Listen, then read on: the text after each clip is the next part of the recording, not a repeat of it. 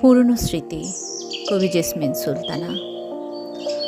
ভোর রাতে লোহার গেটে ডেকে যাওয়া পাড়ার ছেলের দল আজও যেন ডেকে যায় আমায় ভোর রাতে।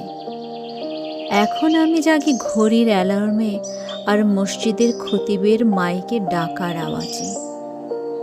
রমজান মাসে সেই ছোট্টবেলায় সেহরিতে জাগা, বাবা মা দাদার সাথে সেহরি করার আবদার আমার মনে ডেকে যায় বারবার।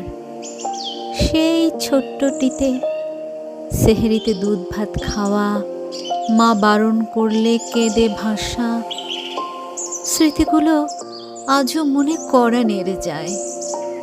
দিনে 3টে রোজা হতো, মা বলতেন দিনে 3বার খেলে 3টে রোজা হবে। আমিও মায়ের কথা মেনে নিতাম অবলীলায়, সেই ছোট্টবেলায়। ইফতারের টেবিলে বুট ভুনা, খেজুর, পেঁয়াজু, হালিম, শরবত, ফলাহার, আরও কত কি। আজও সবই হয়, আছে, কিন্তু নেই বাবা মা দাদা।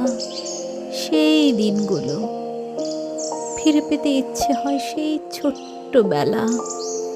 সেই দিনগুলো আজও আমি বারবার খুঁজি। ভোর রাতে, দুপুরে, ইফতারের টেবিলে, মায়ের হাতের রান্না, বাবার কথা, দাদার উপদেশ।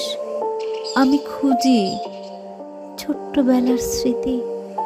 আজও আমার মন বাগানে স্মৃতিগুলো ছড়ায় জল জলে দুটি। এই ভুবন মোহিনী পৃথিবী ছেড়ে একদিন চলে যাব, অসংখ্য স্মৃতির মেলার ভিড়ে হারাবো